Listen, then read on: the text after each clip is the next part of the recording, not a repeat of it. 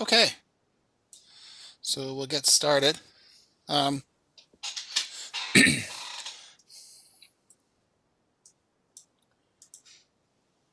my computer's not the quickest. So, whoa. Okay, I'm not sharing it.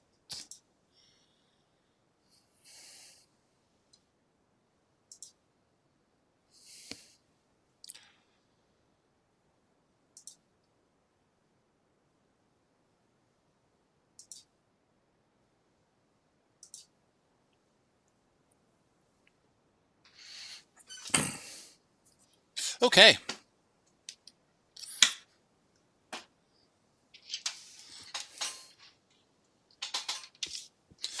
so I'm pleased to see that everyone has submitted their literature review. I'm happy to see that. Um, it's like the literature review is going to be for you critically important for the work that you do for the rest of the semester. In this course, I guess in report writing, your qual course, and your survey methods course. So um, the quality of the work and the quality of the research that you completed for your literature review is going to be representative of the level of expertise that you've acquired on the topic that is your mock proposal. So, with that expertise that you have, you're going to be able to develop a very you're going to develop a survey that covers all the key elements that you should have identified in the research that you reviewed for the lit review. So I can't tell you just how important that is. So, and the quality of the writing of that. And any research that you're doing, this type of social science research or applied research, you have to develop the expertise. Now, if you're working in, say, for example, if you're working in an organization, say it's a government agency or it could be private sector, um, you may not do a lit review that's similar to what we're doing here, although you may. The lit review that you do would be possibly a review of corporate documents. So you may have to review the work that was done on a previous project, for example. So it could be for a police agency, and you've been tasked to complete a study on overtime usage. It's a reoccurring thing that happens about every 5 or 6 years, and I guess in most of your large police services, overtime gets high, and then they need to complete a study to review it. And your review would be you going through previous reports or research projects that were done on overtime. So you'd be looking at really the corporate history of an organization. But no matter what form it's in, you still have to acquire that expertise. And so that the lit review that you did serves that purpose. So, and what you're seeing is, in terms of many elements in this program, is there's a fair degree of scaffolding, right? So in project management, survey methods, the scaffolding, that first step up the ladder is developing or improving or building upon the research skills that you have in terms of how to, search for research, search for relevant research, and then critically assess that research for the project that you're developing. So that's really important. And I know you've been busy over the last week or so. So the focus today is what we need to do, what you need to cover in terms of moving forward. Because the end goal for this program, for the end of the first semester, is I want to make sure that everyone has developed the skills to prepare a research proposal. So, and we're going through all those steps now. So you've done the lit review. As we'll see in a bit, your lit review will form the introduction to your proposal. And then moving forward, you're going to now build on your survey design skills, your qual skills, to build a survey, build a qual method, and incorporate that into your proposal. While at the same time, you've now acquired expertise in terms of research ethics, and you know what you need to cover to ensure that your research is to the ethical standards as set by the Tri-Council. Okay, so what I want to do today, it's not going to be a long class. I'd want to go over, what you're required to do for the remainder of the semester for the proposal. And I've now got what I feel is my best example of what I want to see in terms of the quality of the type of proposal I want you to write, in terms of the formatting of it, the organization of it. And what I'll do is I'll spend some time now going through that. So I'm going to probably put this in multiple locations across this course and possibly add it to survey methods. But for this week's class is writing a research project proposal and completing a REB application. So, and if you go into that folder,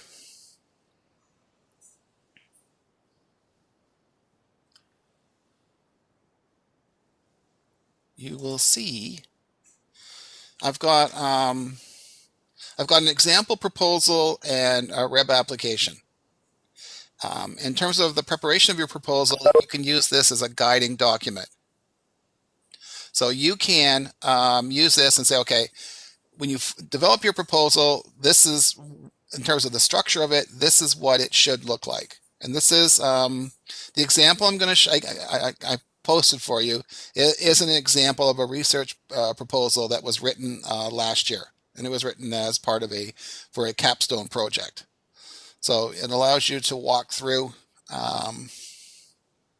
the structure of the proposal.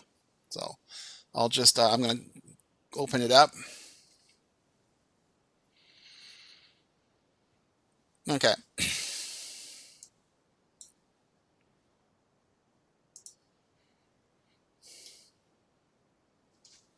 So first thing is your title page.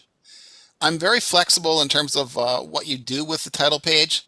Really what I want to see, the core element I want to see on the title page is the title of the paper, important, and your name.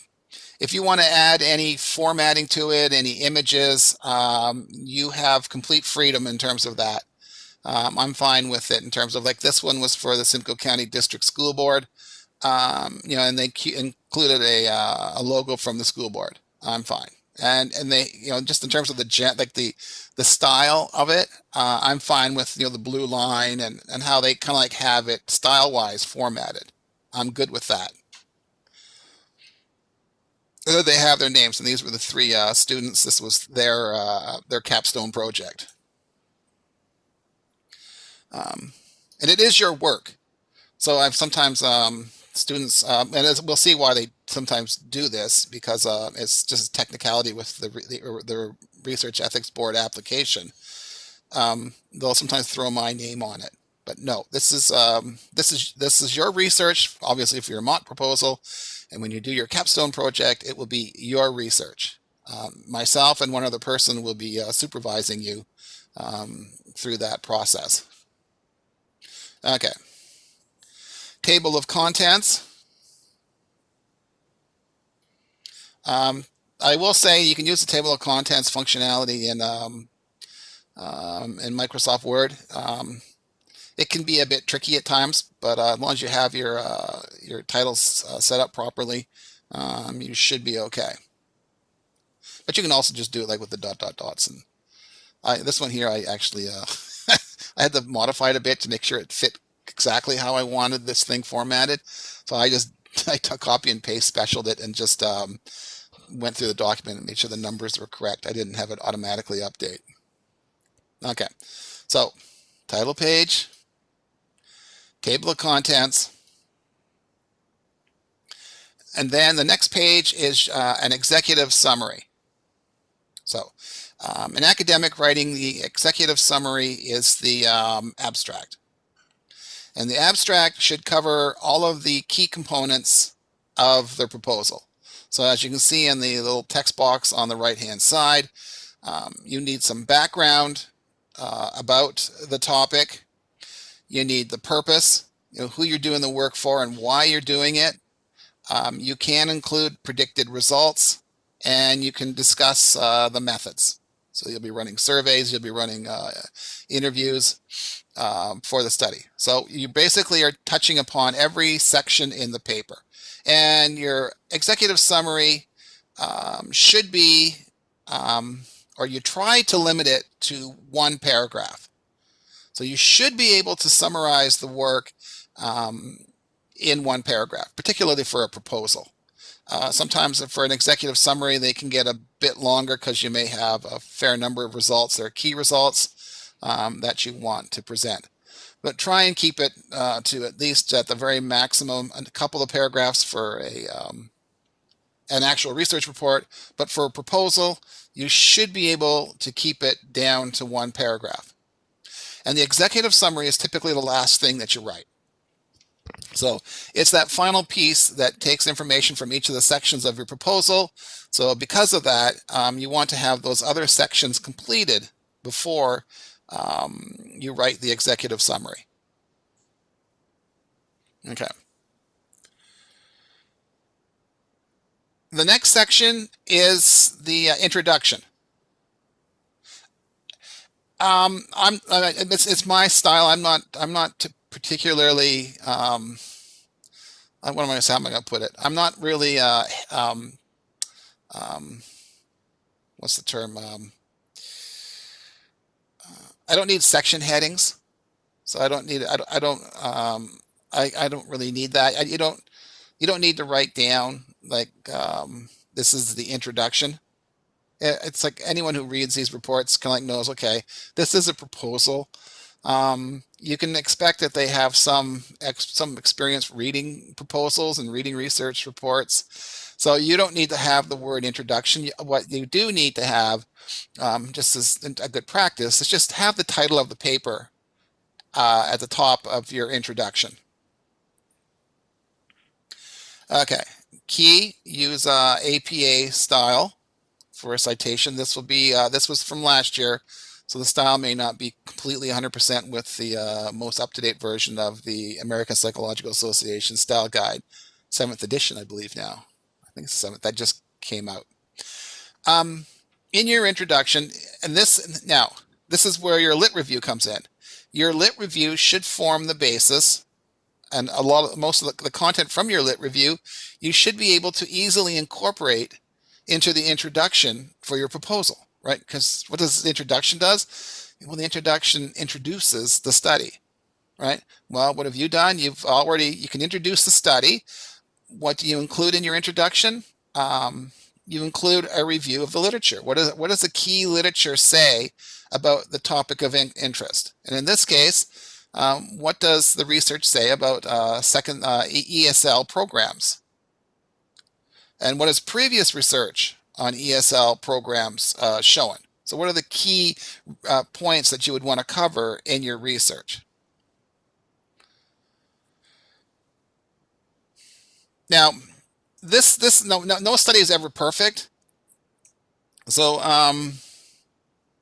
this one here kicks in right away into discussing the research. So they've come in here, program evaluation is important for ESL and similar programs in order to assess with the aim to improve project outcomes and client satisfaction. Okay, that's a nice statement. No, okay, let's state the obvious. For example, following the first year of the newcomer immigrant program for middle and high school students in Houston, Texas, the Houston Independent School District conducted an evaluation of the program.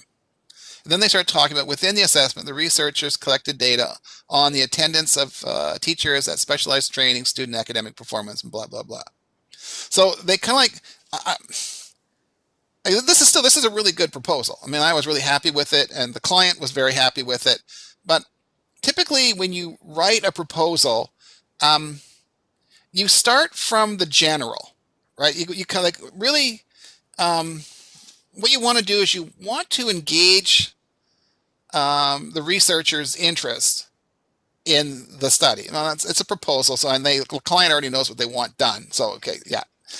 But you kind of want to start, if I were to have written this paper, I would have started it with some statements about the importance of ESL programs. And you typically can find you'd find some statistics on terms of the number of people who use the services for ESL programs in, say, for example, boards of education. You may talk about the number of people in a country. You could compare it to the United States. You could have Canadian data in terms of where English is a second language, and you could talk about the importance of English as a second language and functional use of English. So you may want to just say in general, like people have different needs when it comes to ESL and some of the demographics. If if you're, I look at my family's experience. Um, I'm a first generation Canadian. My father and his dad and his brothers and sisters emigrated to Canada in the late 1950s. My father was a young man. I think he was like 19, 20. That's early 20s. But my grandfather was an older man, right? So he was like maybe in his 50s. Well, the English requirements for my dad were very different from that for my grandfather. My grandfather never learned English. I never learned Italian, so I could never speak to my grandfather. I mean, because there was like a language barrier. But he was fine because he was an older man. He lived in his Italian community. He was he worked as a driver for one of the local members of the Italian business community. He was his driver. So he never had to kind of like work outside of the Italian community. Whereas my father was younger, he had to acquire employable skills, and he had to be more integrated in society in terms of outside of his own culture to actually kind of to succeed. So my father developed English, although he always had an accent, which I never knew about, which was really weird. I never thought my dad had an accent, but other people said, your dad's got a really strong Italian accent. Um, so that you can talk about that in the introduction, like just some general things, and you can have it like to say, ESL programs are critically important, and the level of how the programs are important depends on the English language needs of the individuals who are in the program. If I'm an older person, I may need ESL. I live in my community. All my friends speak my native language. I don't go out of that community very much, but I got to deal with government agencies. I got to deal with my health card. I may have some work to do on employment stuff. So you got to be able to have functional English language skills to be able to fill out forms and talk to people and go to the bank and do that kind of stuff. The level of functional English you need for that type of person is very different than, say, a young person who's entering into the education system in their new home. So that's how I would have started this. Where they jump right immediately into the paper and into the research. It's kind of like not dipping your toe in it. That's kind of like going like full force diving in. It is a style thing, and I have no real problem with this. But I would have started with the more general stuff and engage the reader and get them interested and demonstrating to them that, geez, ESL programs are critically important. Okay. Now, then they get into another study. Now they're kind of like going study by study a little bit, so it's good, but I would have preferred it got more thematic related, but I'm happy with it.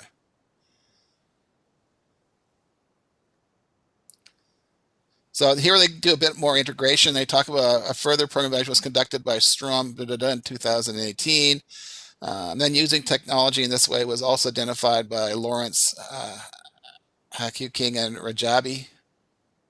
So they're doing a bit more integration, thematic work, and I'm good with that. That's what I would like to see. And then they talk, yeah. So this is all founded upon the introduction. Can leave it to you to kind of like read it on your own. So generally, and the introduction is this is single spaced. So we got 1, 2, 3. So roughly 3.25 or so pages, single spaced, which would equate to 3.25 to about 7 pages double spaced. So it's a fairly comprehensive and decent introduction. And once again, you're going to use what you've done in your lit review, and that's going to be incorporated into the introduction for your proposal. And the only difference between, hopefully the only difference between your lit review and what you've done is you're, at the end of your introduction, you basically talk about, well, what the hell are we going to do? Well, what are you going to do? They could have probably expanded on this a little bit there, but the proposed study will conduct both a survey and interviews to gain knowledge of student perspectives relating to student satisfaction with the program, favorite teaching methods, student motivations, and their needs regarding computer literacy. The identification of these factors should support recommendations for the improvement of the Simcoe County District School Board's ESL program. Okay, so all of this here, they should have acquired a solid understanding through what they found in their lit review. And this is what they're going to assess through interviews and surveying. And so this is what they're going to do in their proposed study.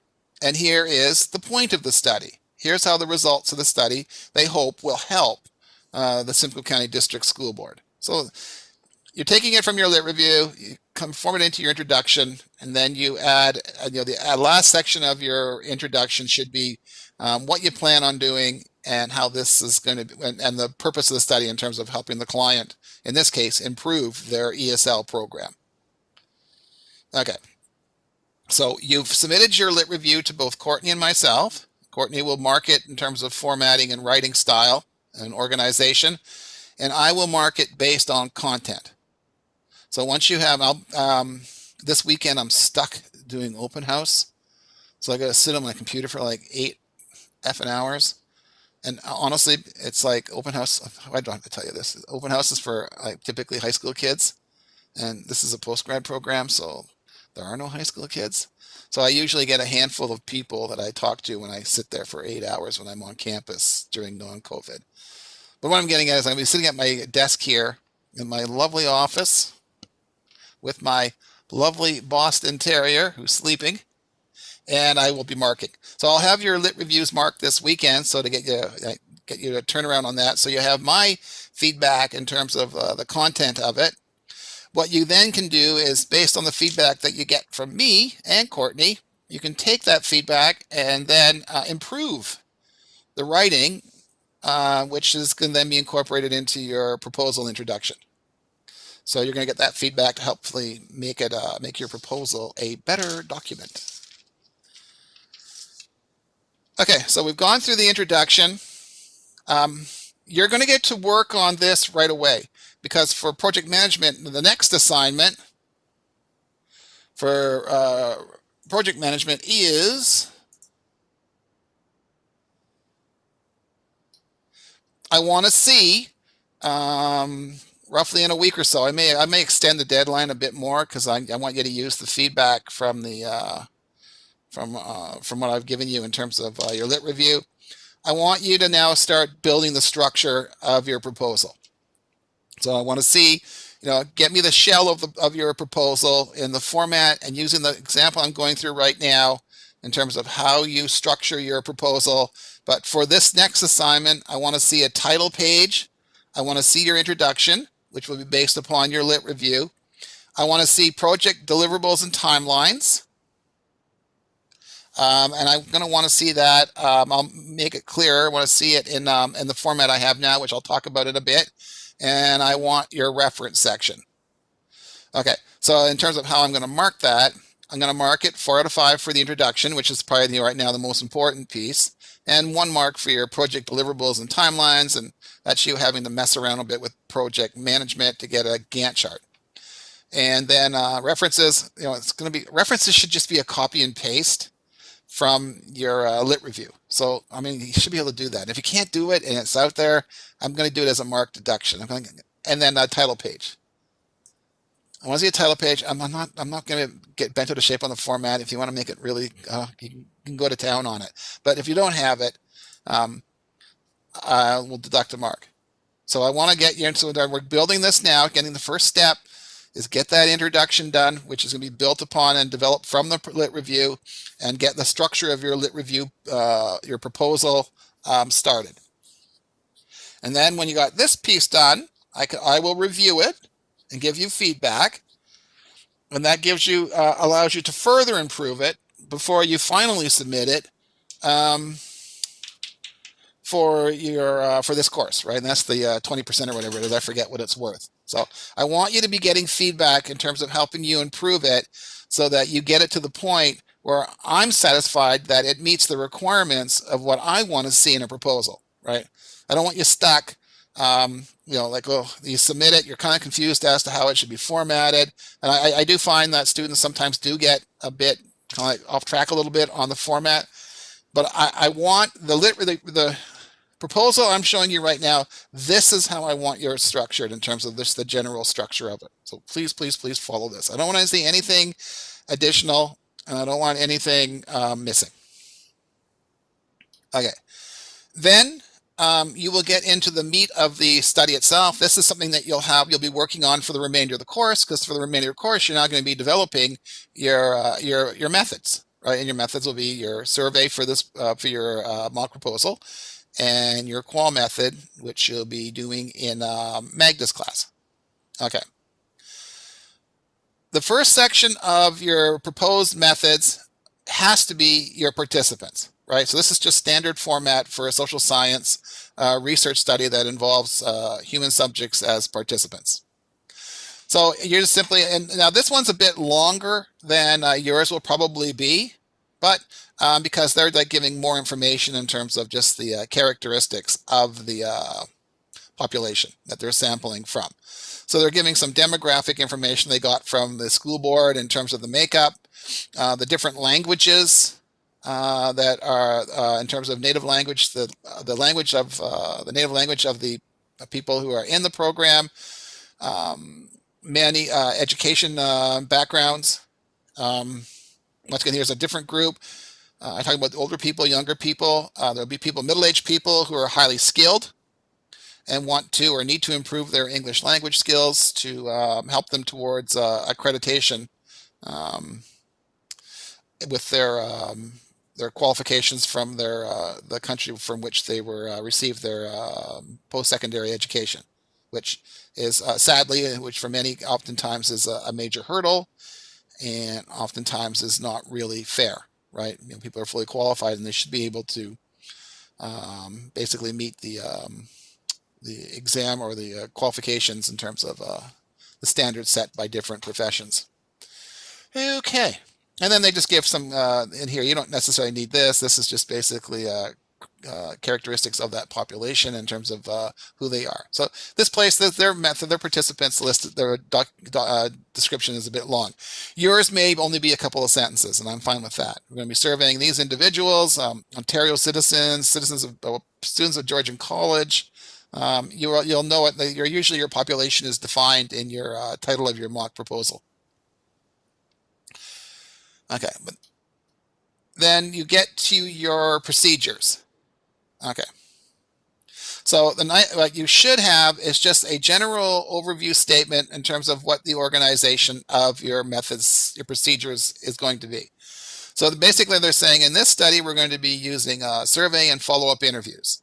Okay, which is great. So then once they say that, okay, they've introduced it, we're going to be doing in-class surveys, and we're also going to be doing, surveying and interviews.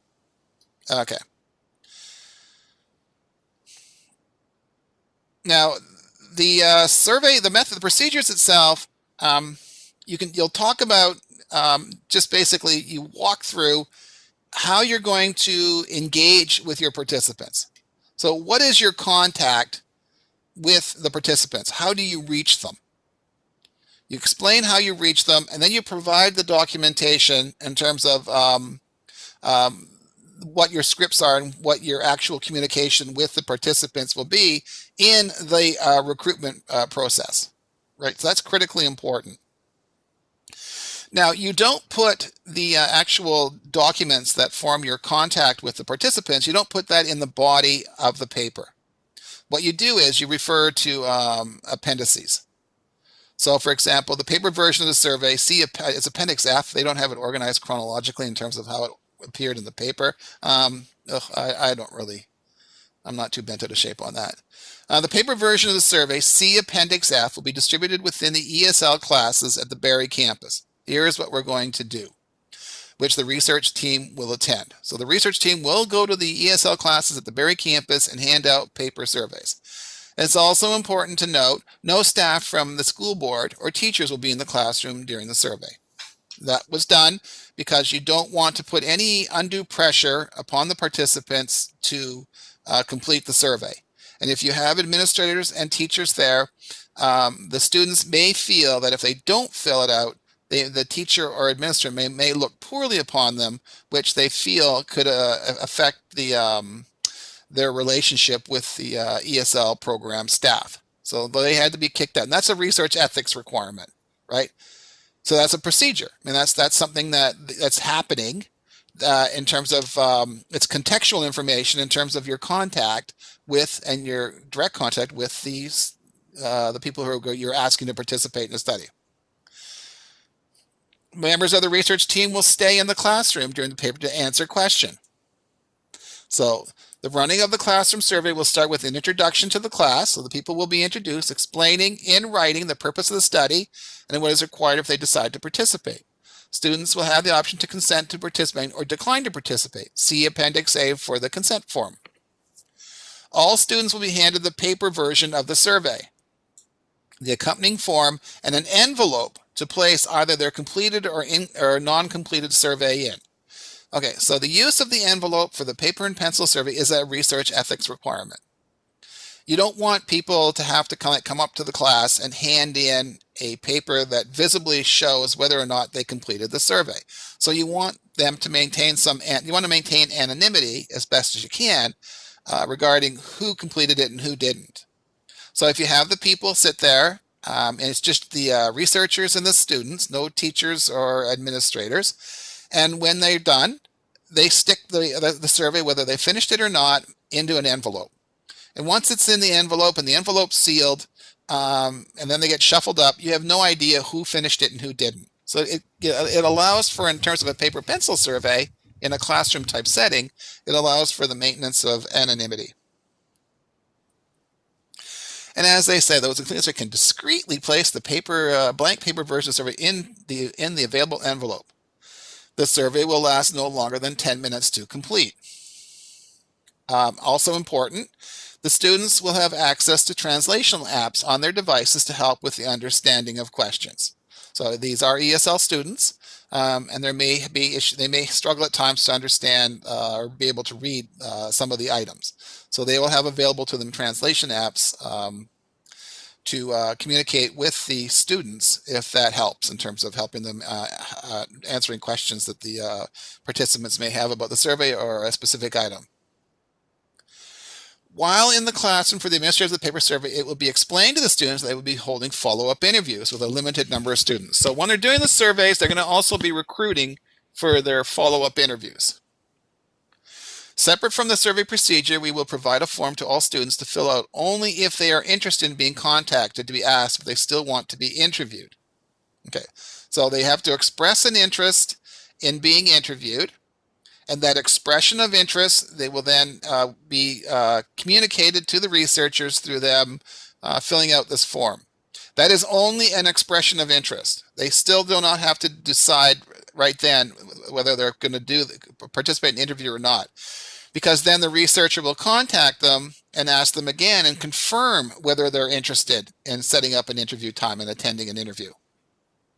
Okay, all of this information is stated in the appendices. But the important thing here is that in the procedures, you're fully documenting what exactly is happening.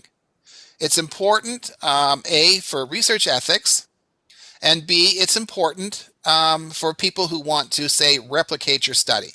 So if someone else is interested in ESL language and they want to build upon the research that you've completed, they will see your procedures.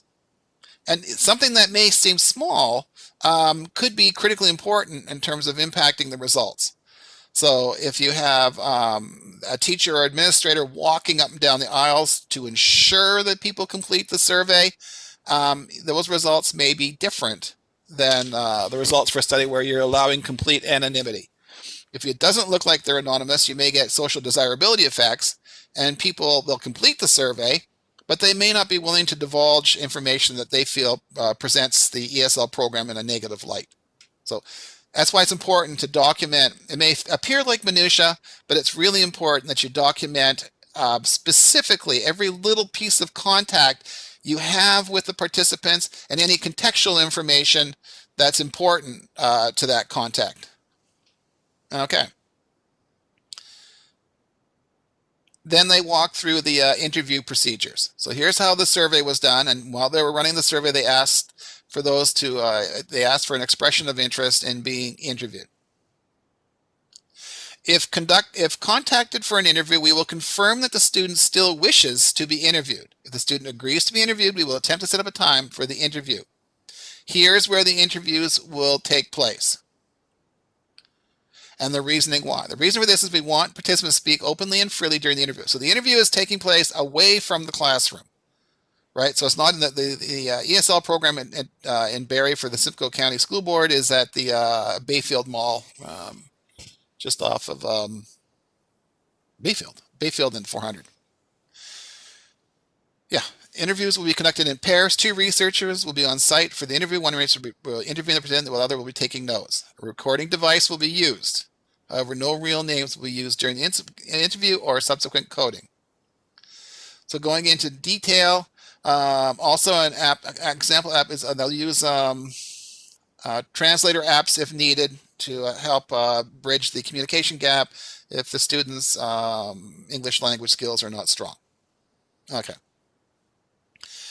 So they go through the in-class survey, the interview procedures, and then finally they had an online survey. So they had basically 3 procedures. A procedure specific to the in-class, a procedure specific to the interviews, and then a procedure for the online survey. Okay. So these are this is their method. This is what, when you, at the end, when you're going to finishing up your proposal, this is what I need to see in terms of your documentation. I need to see exactly, okay, how are you going to tackle this problem? How are you going to recruit participants? How are you going to ensure that you, that they give free and informed consent? Yeah, and any contextual information that will help. And yours aren't going to be as complicated as this. So this is, so your procedures may be a bit shorter. Okay. Now, if I go down to the appendices, it lists, provides all the documentation I need to review what exactly is going on in this study. So for me, for your capstone, I would be helping you develop your proposals and reviewing your proposals to ensure that I know what you're planning on doing, and that what you're planning on doing fits with the purpose of the study and the goals and what the client expects from you in terms of a final report, in terms of what you're going to provide to them to help them, say, for example, improve their program. So here is there, and you can use these examples. You can use when you're developing your consent form. So these are all approved consent forms. This application that you're seeing now went to the full Research Ethics Board. So what you're seeing here was approved by the board. So this is clearly to the standards expected of Georgian's Research Ethics Board. Okay, so it goes through all the key elements of consent. We've gone through this. Okay.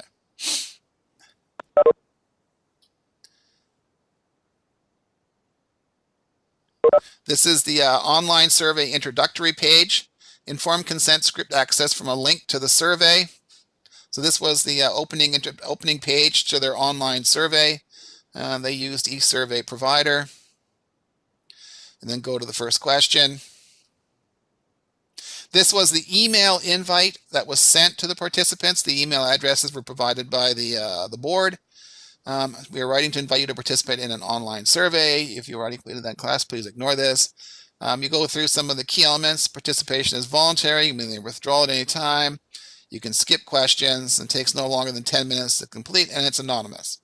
And then boom, you link to the survey, the online survey, and that takes you to this page here. So it goes through in more detail this script, because the person may read the email, go, oh yeah, I'll do that, but I don't want to do it right now. I'll get to that maybe tomorrow. Then they'll kind of go back to the email tomorrow and then do the survey. They get a refresher and a fuller description of what the study's about and how they're protected in terms of the ethics standards of the research. Okay. Here is the volunteer interview contact form. So this was the form that was part of the in-class survey, right? So in class, they're given. So if you do not wish to, please leave the form blank and place it in the provided envelope. Seal the envelope and leave it on your desk. I'm going to come around and pick it up. So potential participants have read the information sheet for the evaluation. Here's their benchmark in terms of their ESL language level. Telephone, if preferred, email. Please check what time they would like to be interviewed. Okay, so they haven't consented to anything yet. All they've done is they filled out a form saying, oh, I'm kind of interested in this. Feel free to contact me to see if I'm still interested at a later date. Here's the interview phone invitation script. So the person, when they said that they would be interested in being interviewed, they said which they preferred, telephone or email. Well, if they preferred to be contacted by telephone, then the researcher would call them. And this is the script. This is what they would talk about and state over the phone to see if the person is still interested in being interviewed, and then scheduling a time. If they preferred email, here's the email script for the participation for recruitment for the interviews. And then finally, here's the consent form. And they did show up for the interview. This is what they would see or read.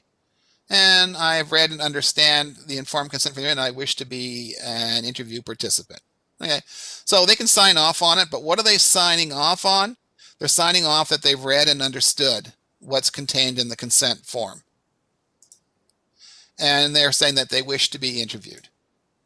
So it doesn't have that kind of like that contract, and they're not saying here, I have read and understand, and I agree to be interviewed. It doesn't have that kind of like that contracty kind of language, which we'd like to avoid.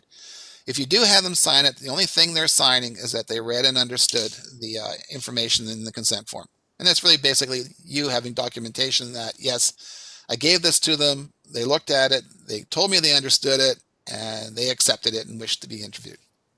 And then finally, here's the survey itself. And then there is the interview discussion guide. So the survey is about 10 minutes long, covers key elements of the project, and fairly straightforward. And you'll be doing your survey for yours. It should be about similar length or so for survey methods. Okay. Back up to the structure of the, so that was the methods section. I've gone through the proposed methods, and it walks through in the procedures what exactly is going on, and then in more detail, the actual communication that takes place is in the appendices and the different scripts for emails, phone, and for the surveys and the interview script. Then, potential risks and limitations. All I ask for is you don't need to go overboard on this thing. There are natural limitations that occur for any study that hopefully they don't happen, but sometimes they do. And they're not it's not rocket science. So if I expect to get 150, 200 people to complete the survey and I only get 50, that puts limitations on the results of the study. You don't have to say that here. Like everyone knows that if it's kind of like, if you get few people, then you're kind of like, I hate to say it, you're kind of like toast in terms of kind of like what you can conclude. But in this case, there is a potential risk and there is a limitation that's specific to this that, and it should be noted. And the one is that as students in the NAILSA program are from different origins, they speak different language, they were translating the survey and the interviews is the major task. Although translating tools are available, there can still be errors in translations. Students not understand the question can answer incorrectly and provide inaccurate results. So what they said is, well, you know what, we didn't translate this survey into multiple languages. What we did is we made it so that if they want to use translation tools or they need help, they can talk to us. And it's a limitation, right? And it's a potential risk. People may avoid doing it. They may not be able to answer questions, not because they don't want to answer the question, but because they may not have properly comprehended the question or decided to skip it because they just felt that I don't really know what this question's about. Anything that's like a general potential limitation is just, okay, that's fine. I mean, I've seen people before with limitations. What if our research isn't approved by the rep? Okay, well, I don't really need to see that because it's kind of like obvious. Well, if it's not approved by the rep, well, then you got a big problem. So just the potential risk, if you have any, should be very specific. If you don't, I'm fine if you don't include this section.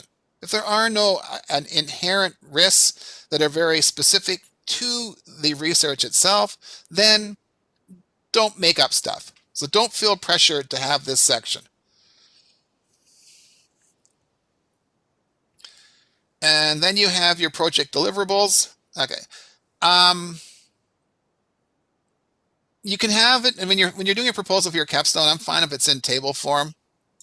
That works fine for me. Gantt charts are a bit more, they're kind of like more, they give you more information.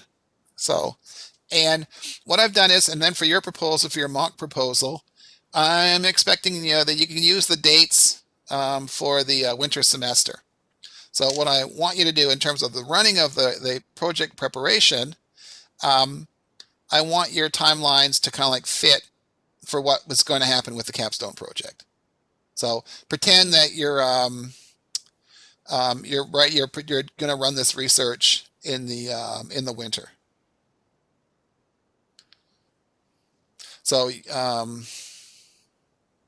so yeah, the timelines I've set it up so I know you're going to be doing this in the kind of like in the fall for your proposal development, but let's just kind of like push it out into the we'll push it out into the winter. So kind of like pretend that you're doing a lot of this work in the winter.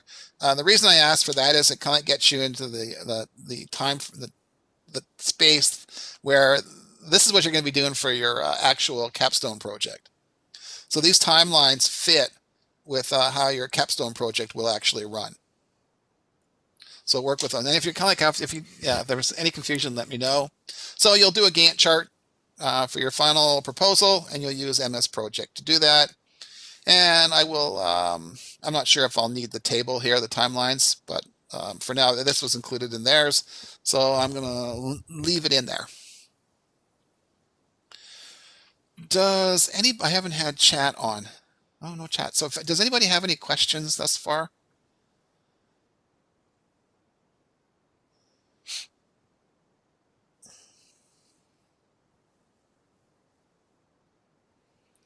Okay. I